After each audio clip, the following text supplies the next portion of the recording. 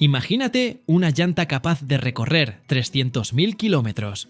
Es como darle 7 vueltas a la Tierra. Producir una de estas gigantescas llantas de carga puede llevar hasta 5 años. Además, la temperatura interna durante su fabricación alcanza los 150 grados Celsius, suficiente para derretir plomo. Pero, ¿qué hay dentro? Es una mezcla de caucho natural, acero y ciertos ingredientes secretos que Michelin protege como si fueran la receta del mejor croissant. ¿Cómo se crean estas maravillas de la ingeniería? ¡Vamos a descubrirlo!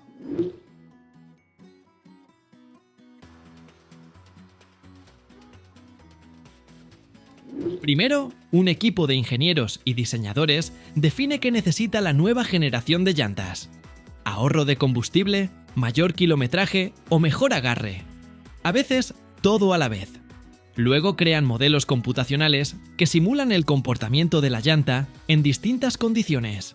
Es algo parecido a un simulador de carreras, solo que, en lugar de un piloto, hay fórmulas, datos y una inteligencia artificial. Pero veámoslo con más detalle.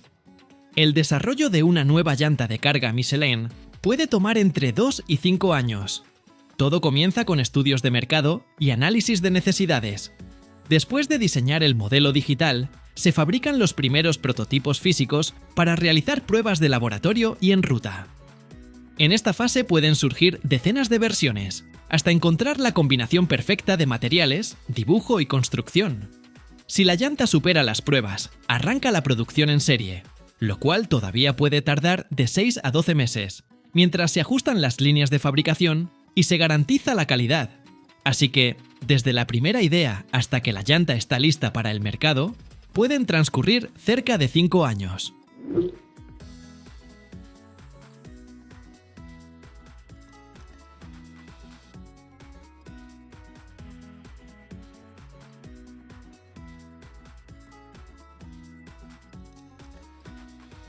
Si creías que una llanta de carga era solo caucho, agárrate bien.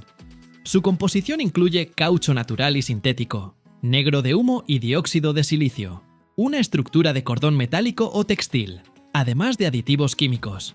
Todos estos ingredientes se mezclan en enormes batidoras industriales bajo un estricto control de calidad.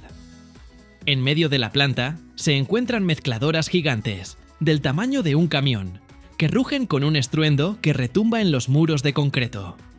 Dentro de estos monstruos, el caucho natural y sintético se funde con el negro de humo, el dióxido de silicio, aditivos especiales y otra lista de ingredientes secretos que Michelin resguarda como si fuera la receta del mejor croissant.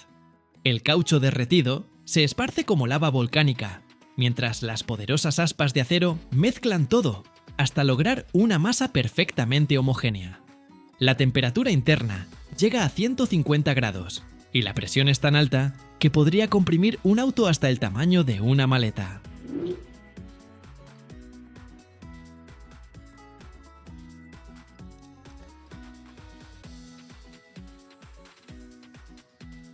Tras varias etapas de mezclado, la masa resultante sale de la máquina en forma de gruesas láminas calientes que se enfrían rápidamente y se cortan en tiras. De estas tiras nacerán las futuras llantas. Todo se siente como estar en el corazón de un volcán industrial, donde del caos de materias primas surge la fórmula perfecta de resistencia. Después de la mezcla, los materiales pasan a moldes especiales, donde la llanta adquiere su forma reconocible. Este proceso tiene varias fases. Primero, la masa de caucho se hace pasar por potentes rodillos de acero, que la extienden en tiras largas y gruesas. Luego, esas tiras se cortan en secciones del tamaño y la forma requeridos.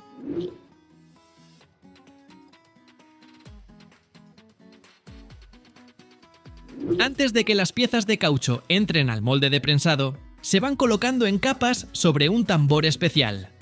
Ahí se añade el cordón, fibras metálicas o sintéticas que refuerzan la llanta, los costados y la capa interna que sella el aire. Todavía no es la llanta final, sino una especie de preforma que mantiene la figura, pero sigue blanda y sin dibujo. En este punto se parece a una dona cruda, suave e inestable. Ahora, esa preforma pasa a una prensa gigantesca, donde, con varias decenas de atmósferas de presión y alrededor de 170 grados Celsius, el caucho se cuece definitivamente. Dentro del molde se encuentra el relieve que se imprime en la superficie de la llanta, formando ese patrón tan familiar del neumático. El proceso dura desde 15 minutos hasta 1 hora, dependiendo del tamaño de la llanta. Después se retira, se enfría y va directo a la inspección de calidad.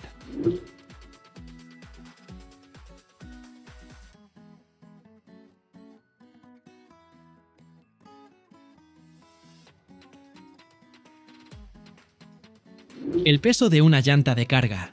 Michelin depende de su tipo y propósito, pero en promedio ronda los 50 u 80 kilogramos.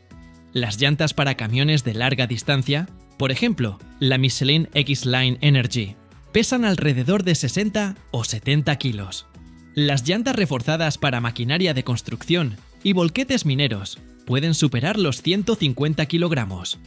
Y las llantas para esos gigantes, que llevan cientos de toneladas de roca, pueden llegar a pesar hasta 4 toneladas. En otras palabras, una llanta de carga no es simplemente un aro de caucho, sino una verdadera obra de ingeniería, que equilibra resistencia, durabilidad y eficiencia en el consumo de combustible.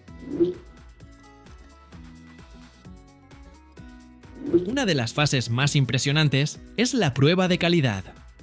Michelin somete cada serie de llantas a múltiples tests.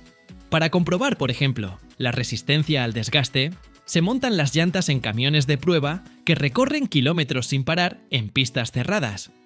Estos circuitos replican condiciones reales: asfalto, adoquines, grava, baches. Los vehículos hacen giros bruscos y frenados de emergencia. Es un test para medir deformación y sobrecalentamiento. Además, se aplica sobrepeso deliberado, para ver si la estructura se fatiga bajo carga extra. Uno de estos camiones puede recorrer hasta 100.000 kilómetros en una sola prueba. Y sí, algunas llantas se destruyen en el proceso. Todo sea por la seguridad de los conductores. Si no hay tiempo para esperar el desgaste real, se usan bancadas de ensayo especiales. Ahí, las llantas se montan sobre tambores que simulan el movimiento de la carretera, obligándolas a correr miles de kilómetros bajo carga. Algunos modelos de llantas. Michelin para transporte de larga distancia, como la X-Line Energy, pueden recorrer hasta 300.000 kilómetros antes del primer cambio. Es como darle 7 vueltas al ecuador. Cerca del 80% de las llantas desgastadas pueden renovarse aplicando una nueva capa de dibujo, prolongando así su vida útil otros 100 o incluso 150.000 kilómetros. Este proceso de renovación, que incluye el tallado o reencauche del dibujo, se lleva a cabo en fábricas especializadas o en talleres certificados por Michelin.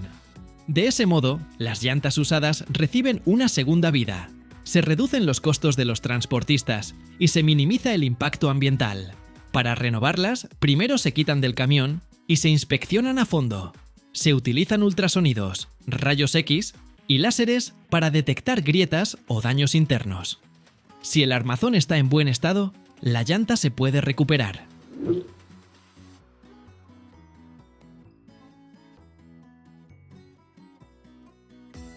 Unas llantas Michelin bien elegidas y correctamente infladas ayudan a reducir el consumo de combustible entre un 3 y un 5%. Si un camión gasta 30 litros de diésel cada 100 kilómetros, gracias a las llantas, se podrían ahorrar hasta 4.500 litros a lo largo de 300.000 kilómetros de recorrido. ¡Increíble!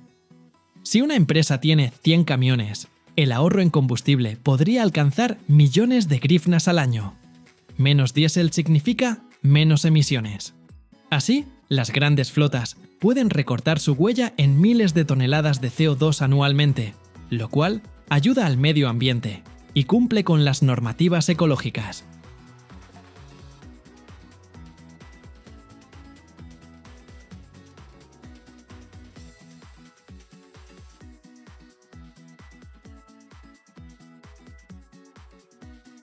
¿Sabías que millones de toneladas de huesos de aguacate se desechan como basura cada año? ¿Y si te dijera que esos mismos huesos podrían ser la clave para una alternativa ecológica al plástico? En este video vamos a revelar cómo se crean bioplásticos a partir de los residuos de aguacate, que son capaces de descomponerse en 240 días en lugar de 400 años. No cambies de canal. Te mostraré y explicaré en detalle cómo se fabrican envases plásticos a partir de huesos de aguacate, qué procesos se utilizan y, lo más importante, dónde y cómo se recolecta esa cantidad de huesos. Una de las primeras preguntas que surge al fabricar bioplástico a partir de huesos de aguacate es: ¿de dónde obtener tal cantidad increíble de huesos?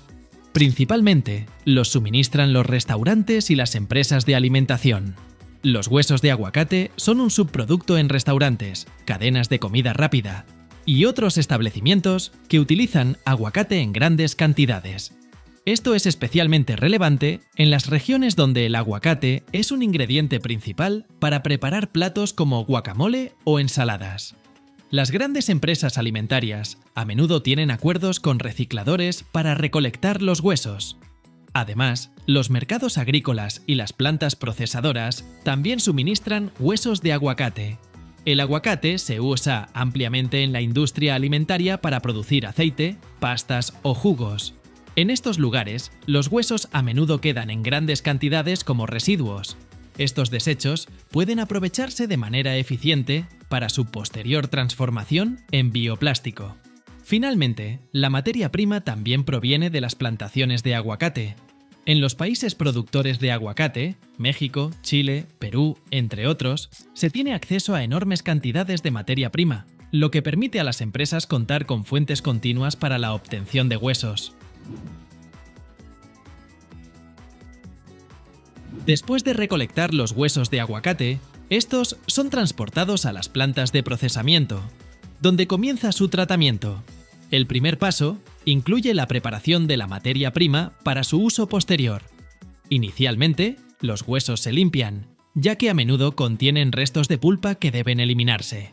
Para esto, se utilizan máquinas de lavado especializadas. Los huesos se colocan en grandes depósitos de agua, donde mediante cepillos rotatorios o limpiadores ultrasónicos se eliminan los restos de fruta.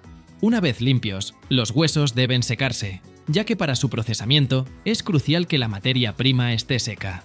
El secado generalmente se realiza en cámaras de secado industriales, donde se emplean ventiladores y corrientes de aire caliente para evaporar de manera uniforme la humedad. Este proceso es fundamental para preparar los huesos para su posterior trituración. Los huesos de aguacate son bastante duros, por lo que su procesamiento requiere equipos especializados. El paso principal en la preparación es la trituración. Para ello se utilizan trituradores industriales. Los huesos de aguacate se introducen en estas máquinas, donde son desmenuzados en pequeñas partículas. Las máquinas para este proceso están equipadas con cuchillas potentes o martillos que convierten los huesos en polvo o en pequeños gránulos. Después de la trituración, el material se tamiza a través de cribas de diferentes tamaños para obtener un polvo homogéneo. Este paso es crucial para asegurar una mezcla uniforme en el proceso de fabricación del bioplástico. Uno de los principales componentes utilizados para fabricar bioplástico a partir de los huesos de aguacate es el almidón que se encuentra dentro de ellos. Para su extracción se emplean tecnologías especializadas, como el tratamiento químico. Se utilizan soluciones químicas o tratamientos enzimáticos para separar el almidón del resto del material. Los huesos son sometidos a solventes que permiten extraer el almidón en procesos que se realizan en aparatos de extracción especializados, donde el material triturado se mezcla con soluciones y luego se filtra. Tras el tratamiento químico, la mezcla se somete a un proceso de centrifugado. En la centrífuga, el material se separa en partículas sólidas y soluciones, de las cuales se extrae el almidón. El almidón obtenido se seca en cámaras de secado especiales para prepararlo y mezclarlo con otros componentes necesarios para la fabricación del bioplástico.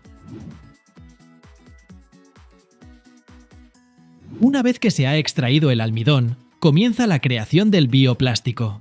Este proceso es complejo e involucra la mezcla de diversos materiales biológicos y aditivos para conferir al producto final las propiedades necesarias. Al almidón de los huesos de aguacate se le añaden otros componentes naturales, como aceites vegetales, fibras o plastificantes naturales. La mezcla se realiza en mezcladoras industriales que garantizan una combinación uniforme de todos los ingredientes. En esta etapa, también se agregan colorantes y otros modificadores que influyen en el color y la textura del material final. Después de la mezcla, la masa resultante pasa por un proceso de extrusión. Los extrusores son máquinas especiales que, bajo alta presión y temperatura, empujan el material a través de moldes, dándole la forma y densidad deseadas.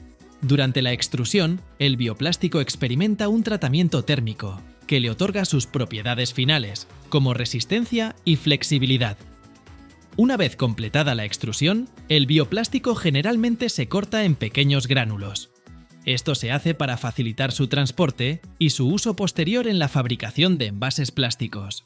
Los gránulos se funden fácilmente y pueden ser utilizados en distintos tipos de moldeado. La última etapa es la transformación del bioplástico en productos terminados, como contenedores plásticos, botellas o empaques. Este proceso también incluye varias fases de procesamiento, entre ellas el moldeo por inyección. Este es el método principal de fabricación de productos plásticos a partir de bioplástico. Los gránulos de bioplástico se cargan en una máquina donde se derriten y se inyectan en moldes especiales bajo alta presión. Una parte importante de este proceso son las máquinas de moldeo por inyección, que controlan la temperatura y la presión durante el proceso. Después del enfriamiento, el plástico adquiere la forma necesaria. Algunos tipos de envases plásticos pueden fabricarse mediante termoformado al vacío. En este proceso, las láminas de bioplástico se calientan a cierta temperatura y luego se presionan contra un molde con la ayuda de vacío, creando un contenedor u otro tipo de empaque. Este método se utiliza para la fabricación de botellas, contenedores u otros envases huecos. Una vez enfriado, el producto toma su forma y tamaño definitivos. Para crear láminas planas de bioplástico, que luego se pueden transformar en materiales de embalaje, se utiliza la extrusión de láminas. Las láminas pueden recortarse o troquelarse para obtener diversas formas, como tapas, cajas o bolsas. Después del moldeo, los productos de bioplástico se enfrían para endurecerse y alcanzar su resistencia final. El enfriamiento puede realizarse mediante ventiladores o en cámaras especiales con control de temperatura. En esta etapa, los productos deben estar completamente fríos para evitar deformaciones durante el almacenamiento o el transporte. Si quedan excesos de material tras el proceso de moldeo, estos se eliminan utilizando cuchillas especiales o máquinas automáticas de recorte. El lijado también puede emplearse para crear bordes o superficies lisas en el producto. Después de la fabricación, los productos plásticos pasan por varias etapas de control de calidad. Mediante pruebas mecánicas, se verifica si cumplen con los estándares necesarios de resistencia y flexibilidad. Por ejemplo, se inspeccionan los contenedores para garantizar su hermeticidad, evitando fugas, o se prueban las botellas para asegurarse de que resistan deformaciones bajo presión. Imagina, los envases, al igual que los automóviles, también pasan por pruebas de choque. Este hecho me resulta algo gracioso, ¿no te parece? Para el control óptico, se utilizan cámaras y sensores que realizan una inspección automática de las características externas de los productos, como la suavidad de la superficie, la presencia de defectos o irregularidades. Después de la inspección de calidad, los productos se marcan, empaquetan y preparan para su transporte. Es decir, se les añade información sobre el fabricante, la composición del material, el método de reciclaje y otros datos relevantes. Esto se realiza mediante máquinas de marcaje automatizadas, que aplican etiquetas o grabado láser en la superficie del producto. Luego, los productos se empaquetan en cajas grandes o palés para su posterior transporte a los almacenes o directamente a los clientes. El proceso de empaquetado generalmente está automatizado y se lleva a cabo a través de líneas de cinta transportadora. La producción de envases plásticos a partir de huesos de aguacate ofrece varias ventajas ecológicas. Una de las principales es su biodegradabilidad. El bioplástico hecho con huesos de aguacate es completamente biodegradable, lo que significa que puede descomponerse en el medio ambiente sin causar daño. Esto reduce significativamente la cantidad de residuos plásticos que se acumulan en vertederos y océanos. Además, a diferencia de los plásticos tradicionales, que se fabrican con derivados del petróleo, el bioplástico de aguacate se produce a partir de recursos renovables, lo que disminuye la dependencia de los combustibles fósiles y reduce la huella de carbono. El uso de huesos de aguacate para la fabricación de bioplásticos también ayuda a reciclar desechos que, de otro modo, no tendrían valor. Esto contribuye a reducir la cantidad de desperdicios alimentarios, transformándolos en productos útiles. Parecería que, si los huesos de aguacate no se reciclaran de manera tan eficiente, algunas regiones o países, tal vez México, estarían literalmente sumergidos en ellos, dada la gran cantidad de aguacates que se producen. Los utensilios desechables hechos de plástico a base de huesos de aguacate se descomponen en solo 240 días, mientras que el plástico convencional puede tardar más de 400 años en degradarse. El biopolímero derivado de los huesos de aguacate puede moldearse en cualquier forma. Actualmente, hay una planta de reciclaje que se encuentra en México y es proveedora de este ecoplástico a 11 países en todo el mundo. En un solo día, esta planta procesa 15 toneladas de huesos de aguacate. He escuchado que científicos, por accidente, crearon un material similar al plástico a partir de paja y hongos, así que tal vez nos esperan más historias interesantes en este canal. ¡Suscríbanse!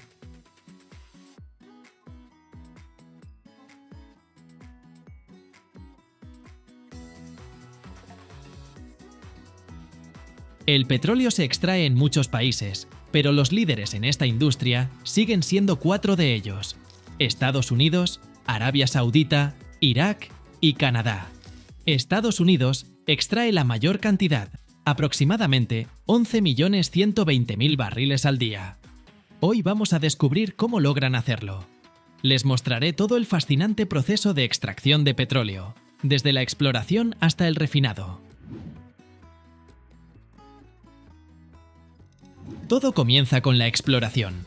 La búsqueda de yacimientos de petróleo es una auténtica ciencia. Los geólogos analizan datos satelitales, estudian mapas geológicos y realizan investigaciones sísmicas. Utilizan ondas sonoras para escuchar las estructuras bajo tierra. Los sensores sísmicos registran estas ondas, y cuando las ondas sonoras atraviesan diferentes tipos de rocas, una parte de ellas se refleja de regreso. Los geólogos analizan estas ondas reflejadas para crear mapas bidimensionales o tridimensionales de las estructuras subterráneas.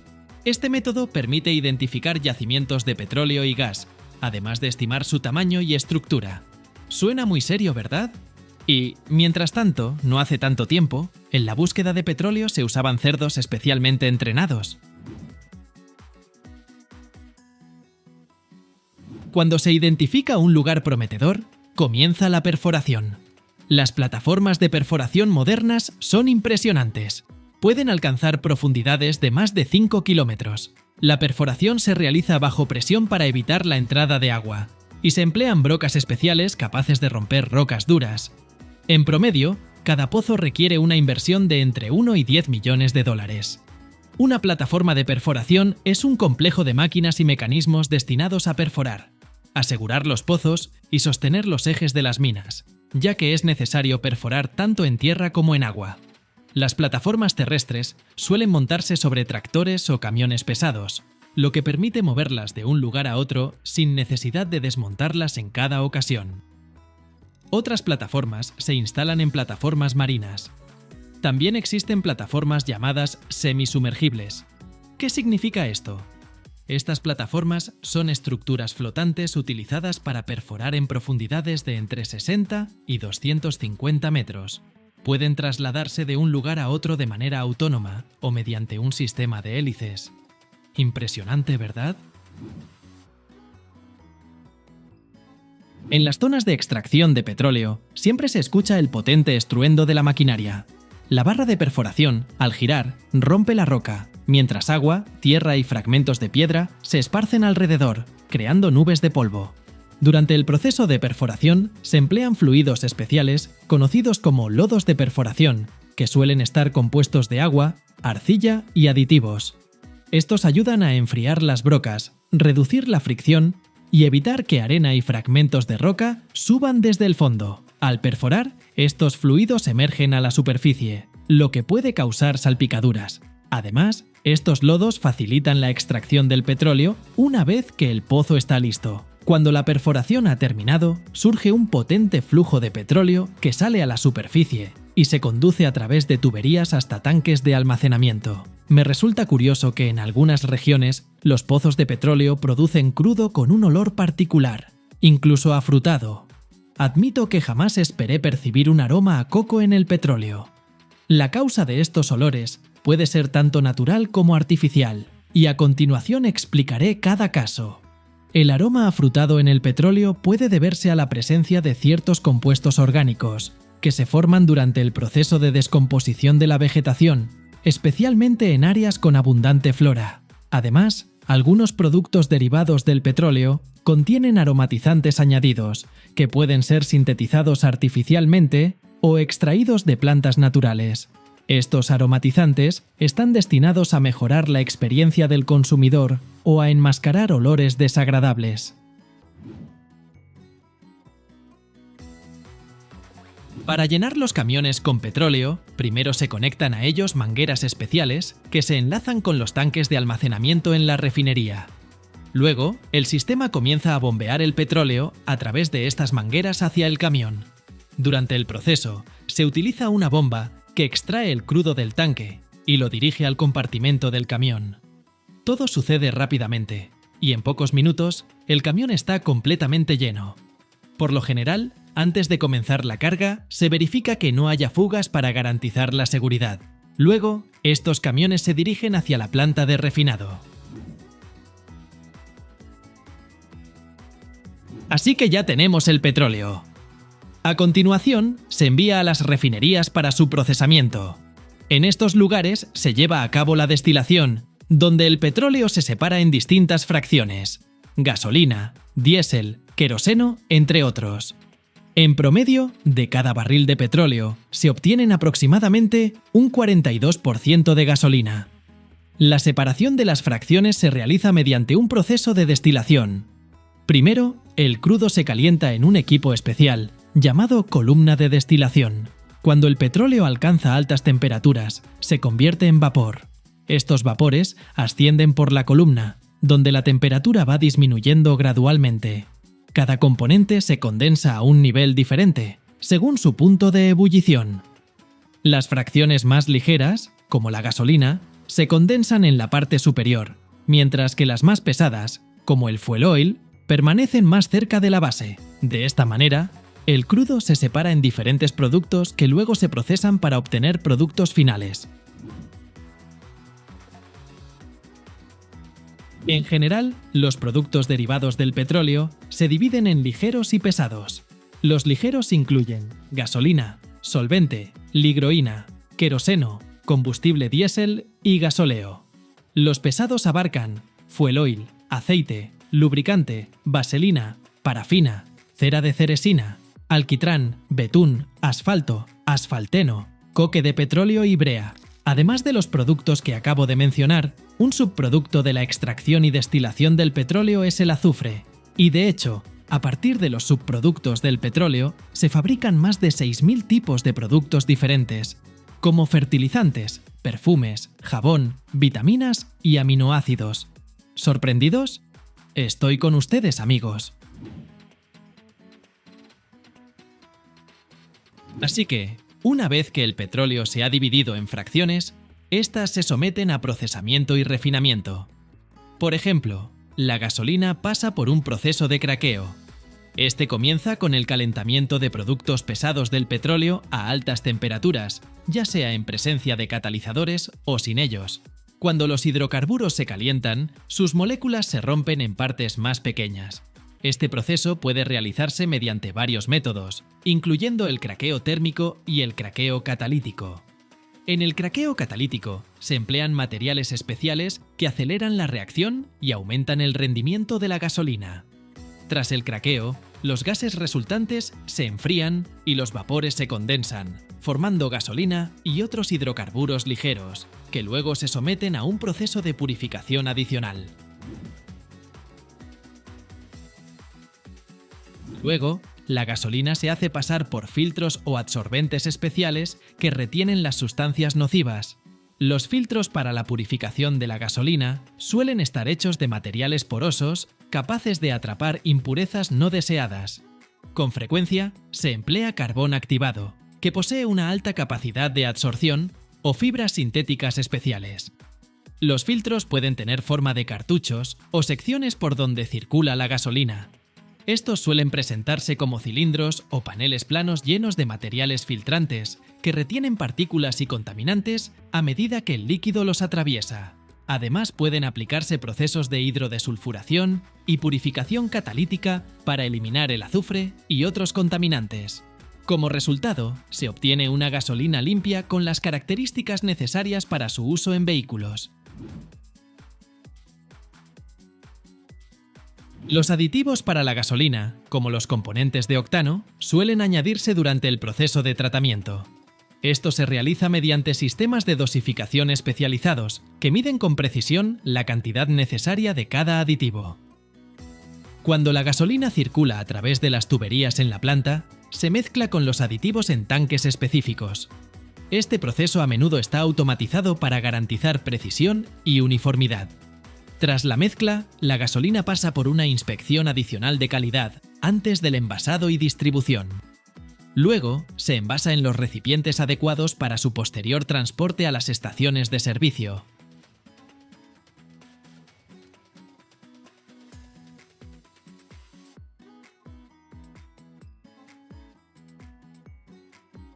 En promedio, en los Estados Unidos se recogen cerca de 50.000 millones de latas de aluminio usadas al año. Piénsenlo bien, amigos. Esto equivale a un poco más de 4.000 millones al mes. ¿Y qué sucede con ellas después? ¿Cómo lo imaginan? Ustedes solo conocen el camino desde el supermercado hasta el basurero, pero yo he visto más allá y les contaré el recorrido que hace una lata aplastada en un contenedor hasta convertirse en nuevos productos. El reciclaje de latas de aluminio comienza con el proceso de recolección, una parte crucial de la cadena de reciclaje, ya que la materia prima recolectada a tiempo determina la eficiencia del procesamiento posterior. La mayoría de las latas de aluminio se recogen a través de sistemas especiales de recolección de residuos en ciudades y localidades. En muchos países existen programas de clasificación de residuos que incentivan a los consumidores a depositar las latas vacías en contenedores específicos para metales. En numerosas ciudades también hay puntos de recogida de latas de aluminio, donde se puede recibir una pequeña recompensa o un descuento como incentivo para fomentar el reciclaje. Estos puntos están ampliamente distribuidos en países de Europa, Australia y en algunos estados de los Estados Unidos. En ciertas regiones se organizan campañas donde los consumidores pueden devolver las latas usadas en estaciones especiales. Esto permite recoger de manera eficiente los residuos metálicos, reduciendo la contaminación ambiental. Cada minuto, en el mundo se utilizan alrededor de 120.000 latas de aluminio. En las tiendas, a menudo se instalan contenedores especiales para la recolección de latas de aluminio vacías, especialmente en lugares donde es popular el sistema de depósitos por envases. Esto permite a los clientes devolver los envases para su reciclaje y recibir una recompensa, por ejemplo, por cada lata entregada. Las empresas que producen o envasan bebidas en latas también pueden llevar sus residuos metálicos a los puntos de recolección para su reciclaje. Esto incluye tanto las latas como los elementos metálicos del embalaje que quedan tras el proceso de fabricación. Desde la etapa de recolección, algunos sistemas clasifican automáticamente los residuos, separando las latas de aluminio de otros metales y plásticos. Se utilizan separadores magnéticos u otras tecnologías que extraen el aluminio de manera automática. Sin embargo, en regiones donde no se cuenta con estas tecnologías, los residuos se clasifican manualmente. En los Estados Unidos, el mercado de reciclaje de latas de aluminio se estima en más de $1.000 millones al año. Todo este capital se reinvierte en la economía a través del negocio del reciclaje y la producción de nuevos productos elaborados con metal reciclado. Las latas recolectadas y clasificadas se transportan a una planta de reciclaje, donde se almacenan en grandes contenedores o depósitos hasta que comienza su procesamiento. El reciclaje de una lata de aluminio toma menos de 60 días desde que llega a la planta hasta que se convierte en un nuevo producto. Esto significa que, en tan solo 2 meses, la lata que consumiste puede transformarse en una completamente nueva.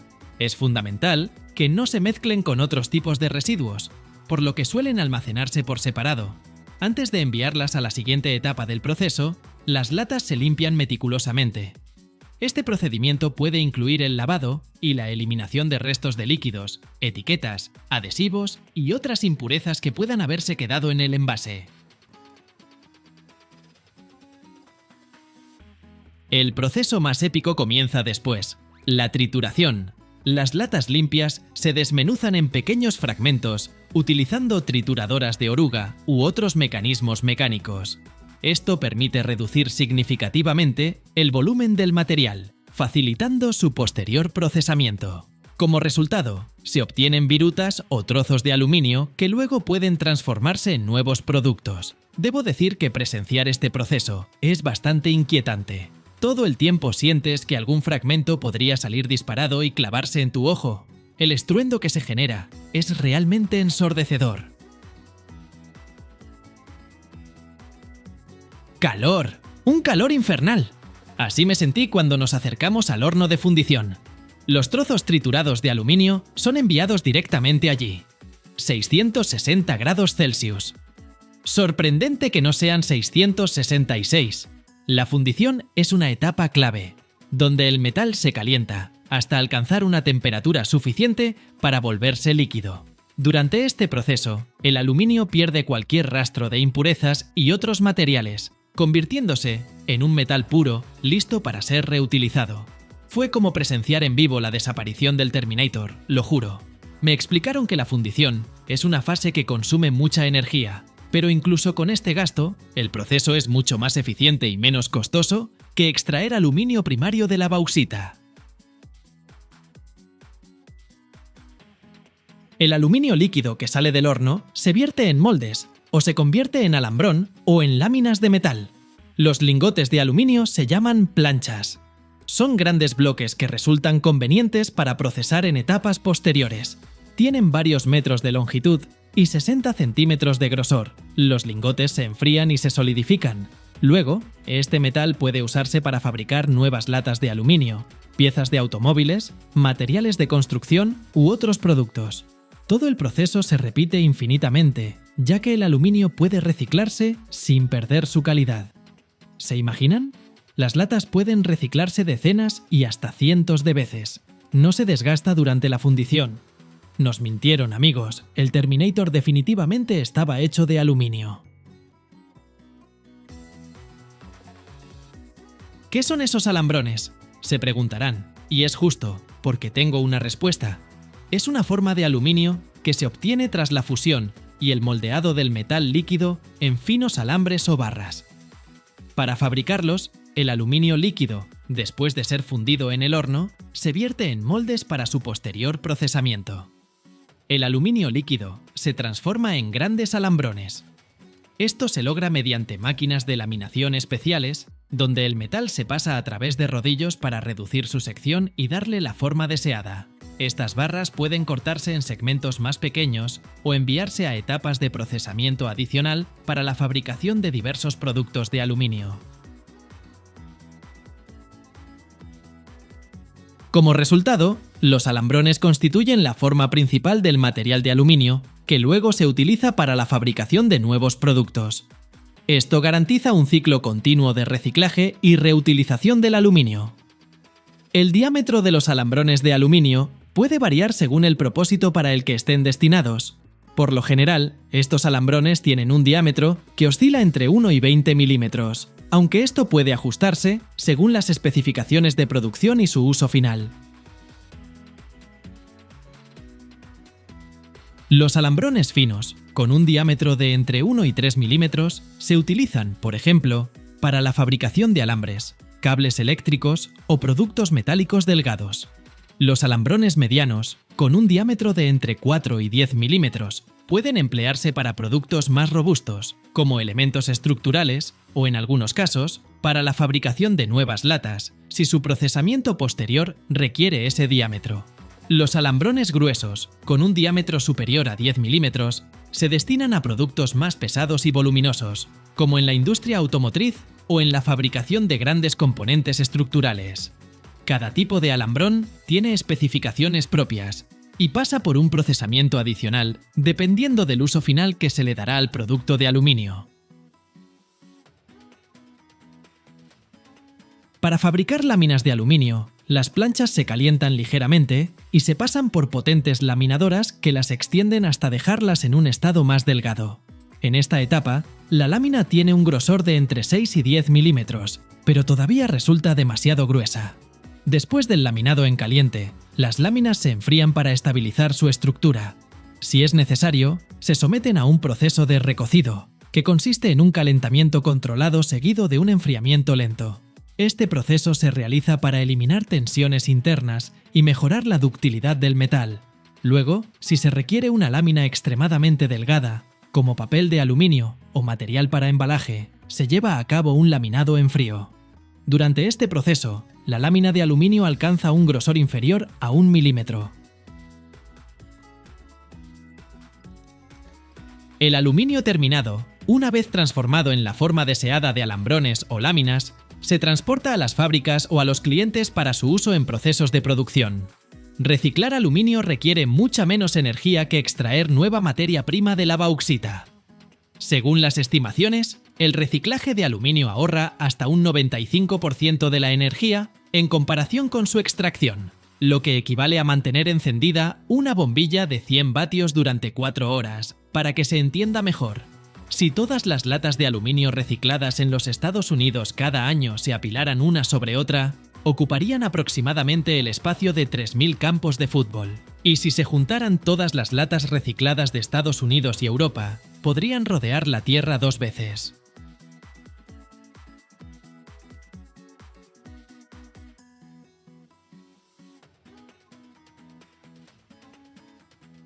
Según las previsiones, para el año 2030, la cantidad de baterías usadas de vehículos eléctricos alcanzará los 12 millones de toneladas anuales.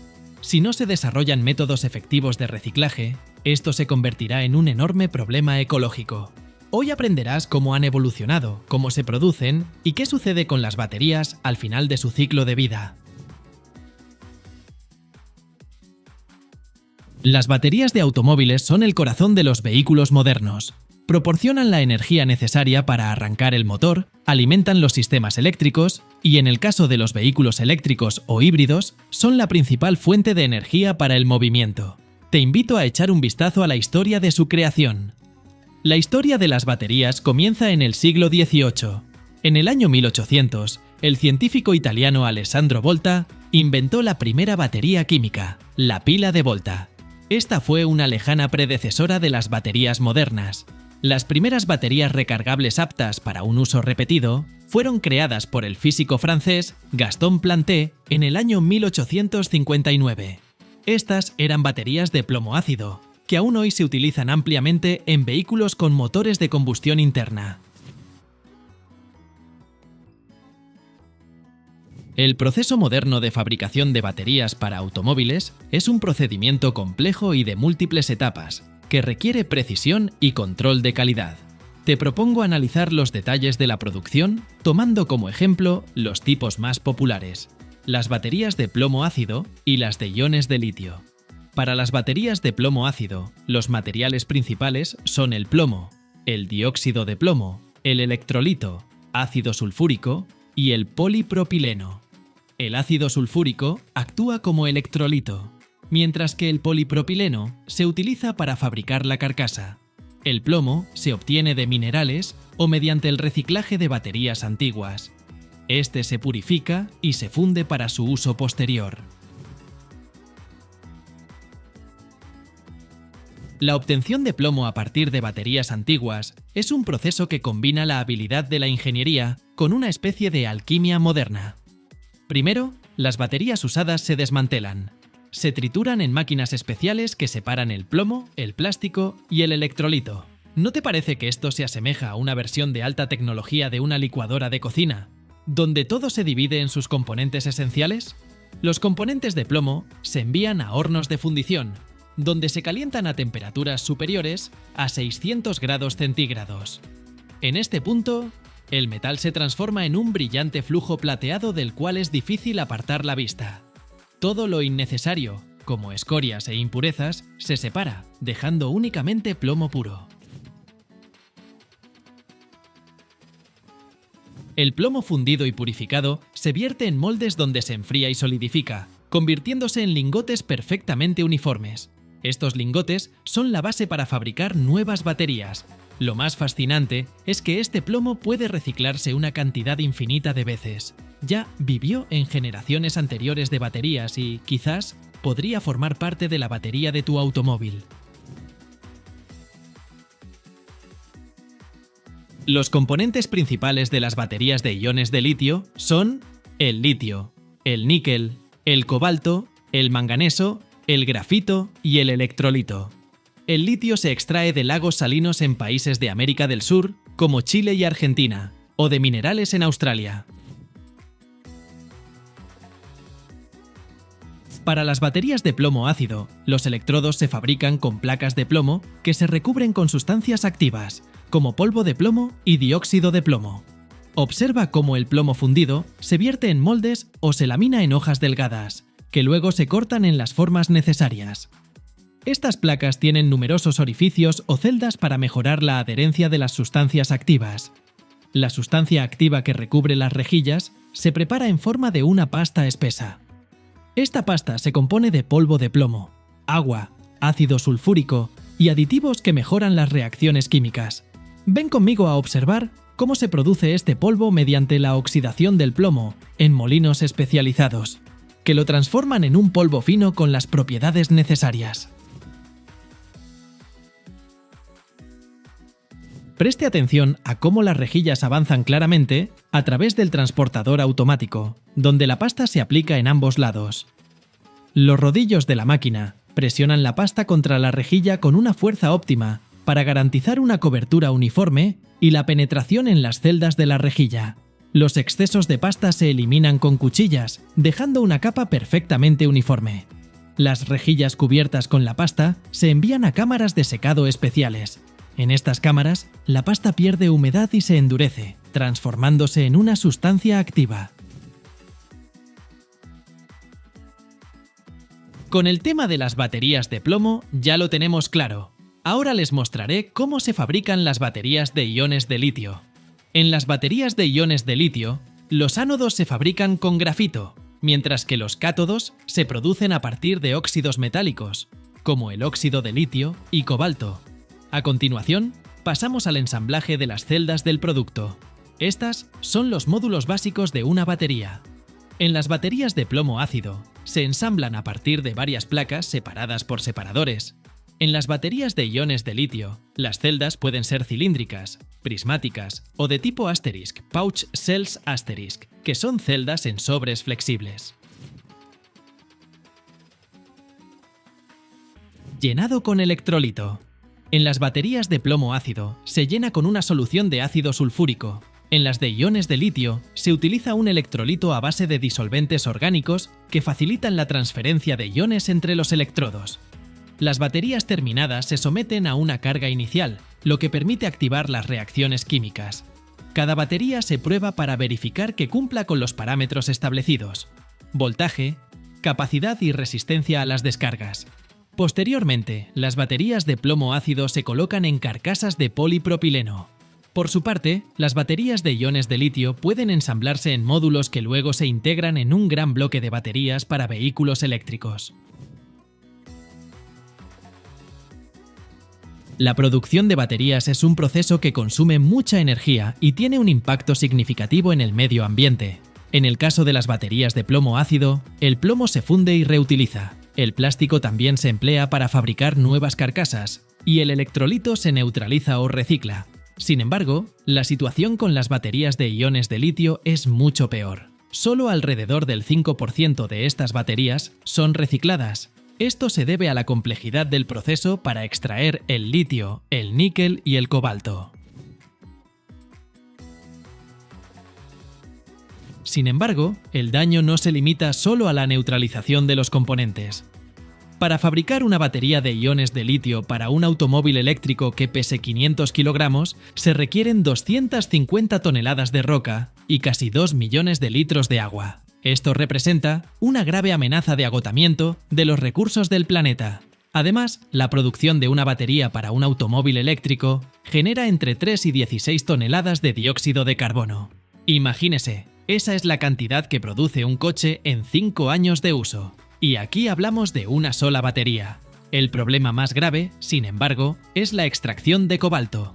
Alrededor del 70% del cobalto mundial proviene de la República Democrática del Congo, donde las condiciones de trabajo son terribles y, lamentablemente, incluso participan niños. Según estimaciones de Amnesty International, más de 40.000 niños trabajan en la extracción de cobalto. Además, esta actividad a menudo causa la destrucción de los ecosistemas locales. Por otro lado, el reciclaje de baterías de plomo ácido en países con bajo nivel de control ambiental, como la India o China, suele ir acompañado de la emisión de polvo de plomo y ácidos al aire. Esto provoca la formación de nubes tóxicas que afectan la salud de cientos de miles de personas.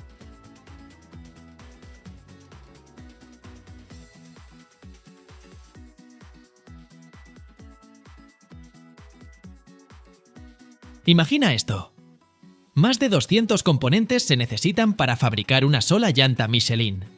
Pero, ¿cómo es que el caucho de un árbol tropical se transforma en una llanta capaz de resistir cientos de miles de kilómetros?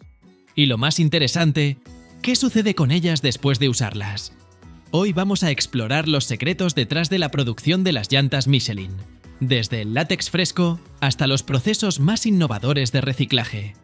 Quédate para descubrir cómo una llanta vieja puede convertirse en algo completamente nuevo. Michelin produce alrededor de 200 millones de neumáticos cada año, lo que equivale a casi el 10% de la producción mundial de neumáticos. La compañía es uno de los líderes globales en la industria, junto con Bridgestone y Goodyear. Los principales componentes de la mezcla para fabricar neumáticos incluyen caucho natural, caucho sintético, negro de humo, sílice, cordones metálicos, aros de talón, cordones textiles y aditivos químicos. El caucho natural se obtiene del látex del árbol del caucho, o hevea, que crece en regiones tropicales como Tailandia, Indonesia y Malasia. Este material es esencial para fabricar la banda de rodadura, la parte del neumático que asegura la tracción en el camino. Michelin incluso cuenta con sus propias plantaciones de hevea para garantizar la calidad del látex. El caucho sintético se produce a partir de derivados del petróleo, como el butadieno y el estireno. Este material se utiliza en las partes que requieren mayor resistencia al desgaste. El negro de humo no es simplemente carbón común, es un aditivo derivado de la industria petroquímica que se incorpora al caucho para hacerlo más resistente y duradero, prolongando la vida útil de los neumáticos. El sílice se utiliza para reducir la resistencia al rodamiento, lo que permite disminuir el consumo de combustible. El cordón metálico refuerza los neumáticos, haciéndolos más resistentes. Este cordón se fabrica con alambre de acero de alta resistencia. Los aros de talón garantizan una conexión firme entre el neumático y la llanta. Por su parte, el cordón textil está compuesto de poliéster, nailón o aramida, un material que también se usa en chalecos antibalas. Proporciona elasticidad y una gran resistencia a los desgarres. Los antioxidantes y estabilizadores presentes en la mezcla protegen los neumáticos de los efectos del ozono y los rayos ultravioleta. Además, el azufre se emplea en el proceso de vulcanización del caucho. Las materias primas se transportan a las fábricas de Michelin en todo el mundo, donde se producen los neumáticos. Las mayores plantas de producción de Michelin están ubicadas en Francia, Alemania, China y Estados Unidos. En total, Michelin cuenta con más de 70 fábricas en 17 países, incluyendo Estados Unidos, Francia, China, Italia, Brasil y Tailandia. Ahora ya sabes de qué están hechas las llantas, pues vamos a ver cómo se fabrican. El caucho, el negro de carbón, el sílice y los aditivos químicos se mezclan en mezcladoras especiales a una temperatura de aproximadamente 170 grados Celsius. La mezcla resultante se pasa varias veces entre rodillos para lograr una consistencia uniforme. Michelin utiliza fórmulas patentadas para sus compuestos, desarrolladas en sus propios centros de investigación. Por ejemplo, para las llantas de gama premium, se añaden nanocompuestos a la mezcla para mejorar la tracción. Michelin produce llantas para una amplia variedad de aplicaciones: automóviles de pasajeros, camiones, vehículos deportivos de competición e incluso aviones. Para la producción de llantas Michelin, cada año se utilizan más de 800.000 toneladas de caucho natural, lo que representa aproximadamente el 10% del consumo mundial de este material. En cuanto al caucho sintético, se emplean alrededor de 1.200.000 toneladas. El siguiente paso es fabricar la banda de rodadura. Observa cómo el caucho se extiende en largas tiras y luego se corta al ancho necesario. Los laterales se forman por separado, añadiendo elementos decorativos, logotipos e inscripciones. Desde las primeras etapas de diseño, un equipo de diseñadores y técnicos crea un modelo tridimensional de la llanta. A partir de este modelo, se elabora un molde. El grabado del molde se realiza con láser o mediante herramientas mecánicas de alta precisión. Durante la vulcanización, el caucho de la llanta se funde y adopta la forma del molde. El material llena todas las ranuras, incluyendo las áreas con logotipos, inscripciones y detalles decorativos. Como resultado, la llanta adquiere grabados nítidos y duraderos. Algunas llantas llevan logotipos o inserciones de colores. En estos casos, segmentos especiales de caucho de color se colocan previamente en los puntos correspondientes del molde. Ahora es el turno del cordón. En máquinas especializadas se entrelazan hilos de tejido y acero, que luego se impregnan con caucho.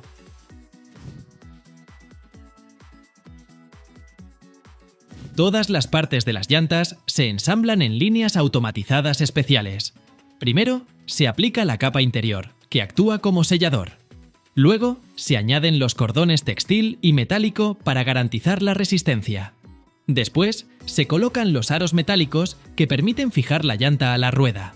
Finalmente, se añaden los elementos exteriores. La llanta ensamblada en este punto se llama cruda y aún no está lista para su uso. Antes de ser lanzada a la producción, cada modelo de llanta pasa por pruebas que pueden alcanzar hasta 1.000.000 de kilómetros. Impresionante, ¿no crees? Mira ahora cómo se lleva a cabo el proceso de vulcanización. Las llantas crudas se colocan en moldes especiales que se calientan a una temperatura cercana a los 200 grados Celsius. Luego, se someten a presión durante 10 o 15 minutos. Durante este proceso, el caucho se vuelve más resistente y en la superficie de la llanta aparece el dibujo del neumático. Cada llanta pasa por un control de rayos X, una prueba de balanceo y un test de hermeticidad. Algunos modelos se someten a condiciones extremas para asegurar su durabilidad. ¿Sabías que algunas llantas Michelin tienen garantía para recorrer hasta 100.000 kilómetros? ¡Impresionante! Las llantas viejas de Michelin se reciclan para fabricar materiales utilizados en la construcción de carreteras. Estas llantas se recogen en puntos de reciclaje especializados, estaciones de servicio o empresas dedicadas a la gestión de residuos. Parte de las llantas se procesan directamente en fábricas locales, mientras que otras se transportan a centros especializados. Una vez en estos lugares, las llantas son sometidas a inspecciones. Aproximadamente el 15% de ellas se renueva mediante un proceso llamado recauchutado. Se reemplaza el dibujo del neumático y la llanta queda apta para usarse nuevamente por un tiempo. El resto se destina a procesos de reciclaje. Mira cómo las llantas viejas se cortan y trituran en máquinas especiales hasta convertirse en pequeños fragmentos. Los cables metálicos y las fibras textiles se separan utilizando imanes y filtros de aire. El caucho que queda se transforma en gránulos de goma, conocidos como goma triturada, que se emplean en la construcción de carreteras, superficies para áreas deportivas o en la fabricación de nuevos productos. ¿Te preguntas cuáles son esos nuevos productos? Pues pueden ser desde tapetes para automóviles hasta suelas de calzado. Increíble, ¿no? Así es como las llantas tienen una segunda vida. Primero recorren el mundo sobre ruedas y luego se convierten en algo que camina. Cada año se generan alrededor de 1.500 millones de llantas usadas en todo el mundo, y su mala gestión puede causar un impacto ambiental muy grave. El metal, tras ser limpiado y fundido, se reutiliza en la industria metalúrgica, mientras que el textil se transforma en materiales aislantes o para proporcionar aislamiento térmico. Un proceso fascinante y vital para el medio ambiente. En Europa se recicla alrededor del 95% de las llantas usadas, mientras que en los países en desarrollo esta cifra puede ser tan baja como el 20 o 30%. En algunas naciones, las llantas viejas se colocan en el agua para crear arrecifes artificiales destinados a peces y corales. Sin embargo, estas iniciativas suelen ser objeto de críticas debido al riesgo de contaminación que representan. ¿Es realmente una solución sostenible? Es un debate que sigue abierto.